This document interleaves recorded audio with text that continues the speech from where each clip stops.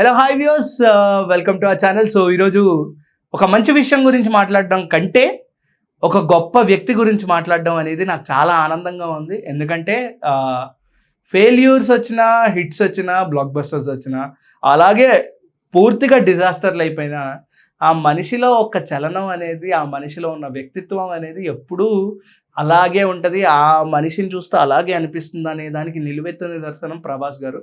And రీసెంట్గా చూడొచ్చు, రాజాసాబ్ అనేది ఒక మాదిరిగా కొలాప్స్ అయ్యిందని చెప్పొచ్చు.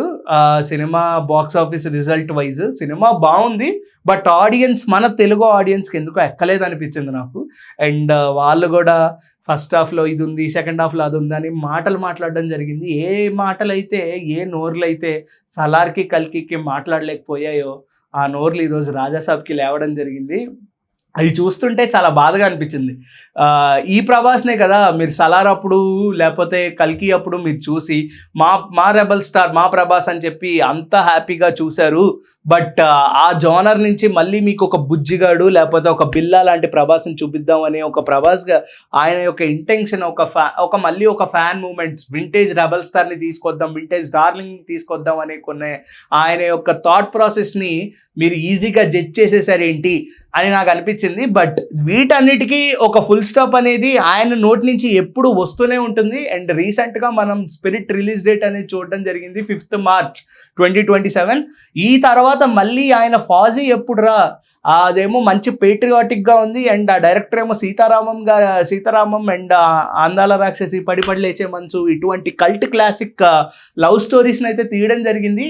ఇప్పుడేమో ఈయన పేట్రియాటిక్ సినిమా అంటున్నారు, ఇందులో లవ్ స్టోరీ అంటున్నారు. ఈ సినిమా ఎలా ఉండబోతుంది ఏంటి, ఇప్పుడు ప్రభాస్ గారి రోల్ ఎలా ఉంటుంది, క్యారెక్టరైజేషన్ ఎలా ఉంటుంది అంటే ఎవ్వరికి ఏం తెలీదు. అండ్ ప్రతి ఒక్కళ్ళ క్వశ్చన్ అదే, రాజాసాబ్ అంటే ఓకే మాకు అర్థమైంది, సలార్ అంటే ఒక కంప్లీట్ ఈవెంట్ ఫిల్ము, ఒక యాక్షన్ ఫిల్ము, కల్కి అంటే కంప్లీట్ ఒక సైఫై అడ్వెంచర్ ఫ్యూచరిస్టిక్ సినిమా. కానీ ఈ సినిమా జానర్ ఏంటి అనేది ప్రతి ఒక్కరికి ఒకటే క్వశ్చన్. ఆ క్వశ్చన్ అన్నిటికీ ఫుల్ స్టాప్ పెట్టడానికి వీళ్ళైతే వీళ్ళ రిలీజ్ డేట్ అనేది క్లియర్గా మెన్షన్ చేస్తున్నారు. అఫీషియల్ అనౌన్స్మెంట్ వస్తుంది. అండ్ ఇప్పటి వరకు వచ్చిన సన్నాహాల ప్రకారం ఈ దసరాకి 2026 దసరాకి సినిమా అయితే రానుంది. Fauji in your nearest theatres finally release అయిపోతుంది.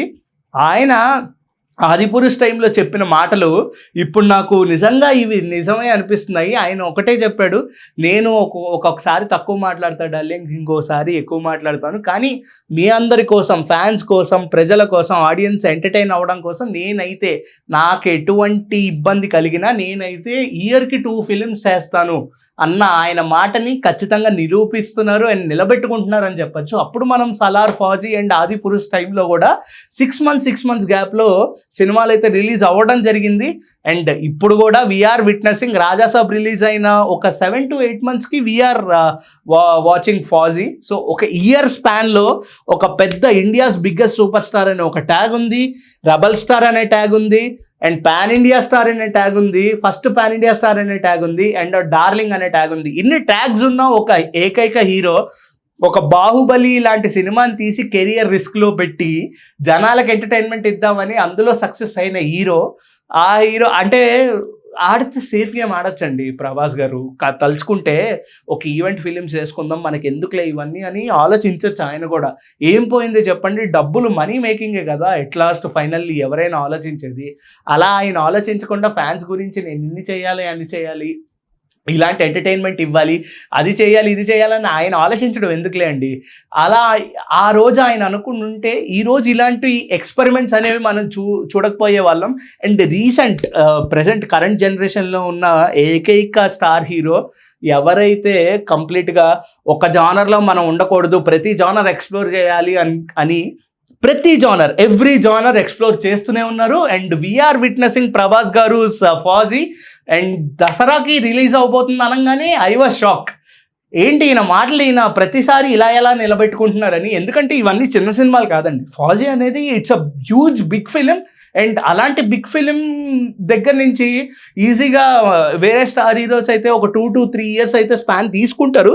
బట్ ఈయన సమస్య లేదు. ఎంత పెద్ద సినిమా అయినా సరే నిజంగా షూట్ అయిపోయిందా కంప్లీట్గా కొట్టేసేయండి, ప్రాబ్లం లేదు. సో ఈయన యొక్క డెడికేషన్ అంటే ఇప్పుడు ఆయన చేతిలో ఆల్మోస్ట్ స్పిరిట్ ఉంది, ఫాజీ ఉంది, నెక్స్ట్ సలార్ 2 ఉంది, కల్కి 2 ఉంది, అండ్ దాని తర్వాత ప్రశాంత్ వర్మ గారితో సినిమా ఉంది, అండ్ అగైన్ విత్ పృథ్వీరాజ్ సుకుమారంతో ఒక సినిమా ఉంది, అండ్ దాని తర్వాత మళ్ళీ లోకేష్ కనకరాజ్ గారితో సినిమా ఉంది. ఆల్మోస్ట్ ఒక 10 yearsకి ఆయన ఒక పాత్వే వేసేసుకున్న తర్వాత పెద్ద పెద్ద ఈవెంట్ ఫిలిమ్స్ని నెమ్మదిగా చేసుకోవచ్చు. ఒక 3 months 4 months బ్రేక్ తీసుకోవచ్చు. దాని తర్వాత నెమ్మదిగా ఒక 1 month షూటింగ్ చేస్తే సరిపోతుంది అని ఆయన అనుకుని ఉంటే ఇలాంటి సినిమాలు బాక్స్ ఆఫీస్ వైజ్గా లేకపోతే జనాలందరికీ ప్రజెంట్ సినిమాలు చూడడానికే ఇంట్రెస్ట్ రావట్లేదు. ఏదైనా ఒక గొప్ప సినిమా వస్తే తప్ప ఎవరు థియేటర్లకు కదలట్లేదు. అలాంటిది ఈయన సినిమాలతో జనాలందరినీ మీరు రండి నేనున్నా అని చెప్పి చూపిస్తున్నారు. అండ్ ఈసారి కూడా అలాగే వస్తున్నారు. ఈ సినిమాలో పర్టికులర్గా లవ్ స్టోరీ ఎపిసోడ్స్ అయితే అద్దిరిపోతాయనే టాక్ అయితే వస్తుంది. అండ్ ఇన్సైడ్ టాక్ విషయానికి వస్తే interval sequence and pre climax sequence ఆయనని అప్పటి వరకు చూసిన ప్రభాస్ గారిని నెక్స్ట్ మనకి హిస్టరీలో చూసుకుంటే ఒక గొప్ప ఫ్రీడమ్ ఫైటర్ ఉన్నారు, ఆయనతో ఈయనని పోలుస్తూ అండ్ సమ్ మైథాలజీ తీసుకొచ్చి కొంచెం కర్ణుడిగా రివీల్ చేస్తారనేది ఇన్సైడ్ టాక్. సో ఈ సినిమా గురించి పీక్స్లో ఎక్సైట్మెంట్ ఉంది. అండ్ ఇది Part 1 అండ్ Part 2 కూడా ఉంది ఈ సినిమాకి, Fauji Part 1 and Part 2. So we can expect many things from this film. And ఈ సినిమా దసరాకి అయితే రాబోతుంది. And I'm much eagerly waiting to watch Prabhas గారు అగైన్ ఈ ఇయర్లో 2026లో ఎక్కడైతే పోగొట్టుకున్నారో అక్కడే ఆయన నిలబడతారు. ఆయన రిడెంప్షన్స్ కూడా నాకు చాలా ఇష్టం. మీరు ఆల్రెడీ చూసుకోవచ్చు, రాధేశ్యామ్ ఆదిపురుష్తో ఏవైతే కోల్పోయారో దానికి కంబ్యాక్గా సలార్ కల్కి అనే 2 సినిమాలు ఇచ్చారు.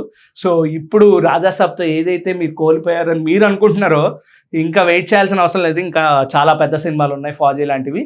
సో ఈ సినిమా అయితే దసరాకి రాబోతుంది. మీ ఒపీనియన్ ఏంటి? అసలు మీరేమనుకుంటున్నారు? ఇది దసరాకి రావచ్చా, లేదా ఇంకా టైం తీసుకోవాలా, లేదా స్పిరిట్టే ముందు రావాలా? మీ యొక్క ఒపీనియన్ ఏంటో కింద అయితే కమెంట్ చేయండి. నాకైతే ఫాజీ కరెక్ట్గానే దసరాకి రాబోతుంది. దసరాకి వస్తే బాగుండు, మళ్ళీ ప్రభాస్ గారిని చూడొచ్చు. అండ్ వితిన్ 6 months స్పాన్లో మరీ ఎలాగో స్పిరిట్ వచ్చేస్తుంది కాబట్టి ఇవి అదొక హ్యాపీనెస్ లాగా నాకు అనిపిస్తుంది. సో మీకేమనిపిస్తుందో కింద అయితే కమెంట్ చేయండి. Thank you.